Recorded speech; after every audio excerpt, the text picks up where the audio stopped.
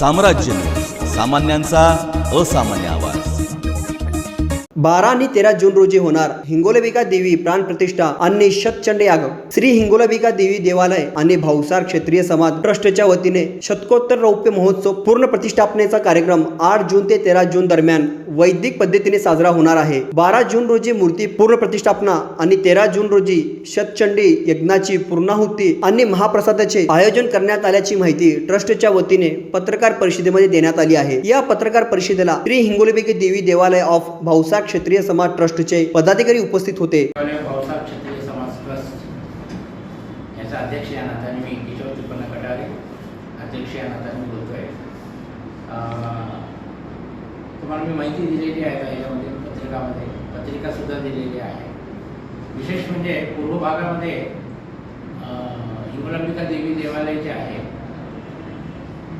हे अगदी प्रसिद्ध आहे आणि ह्या मंदिराची स्थापना 1898 साली केली होती आणि 1898 नंतर 1991 मध्ये त्याचा मोठा जीर्णोद्धार केला, विस्तारित जीर्णोद्धार आम्ही केलेला होता। आता 125 वर्षामध्ये श्री दररोज अभिषेक पूजा दही दुधाचं हे झाल्यानंतर आम्ही त्याच्या वज्रजप सुद्धा केलं होतं।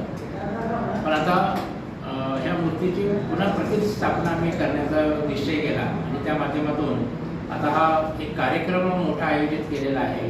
हा उत्सव तसा समजून चला दिनांक 8 ते 13 तारखेपर्यंत हा कार्यक्रम आहे आणि या कार्यक्रमामध्ये प्रतिष्ठापन आहे, त्यानंतर वेगवेगळे कार्यक्रम आहेत आणि शतचंडीच्या कार्यक्रम त्याच्यात आयोजित केलेला आहे। 8 तारखेला न्यायवाचनापासून सगळे कार्यक्रम चालू होतील। 9 तारखेला शतचंडीचा संकल्प होईल। 12 तारखेला मूर्तीची प्रतिष्ठापना होईल आणि 13 तारखेला शतचंडीचा 1 दशांश हवन होऊन त्याचा शतचंडीची पूर्णता होईल आणि नंतर महाप्रसादाचा हा कार्यक्रम आम्ही आयोजित केलेला आहे।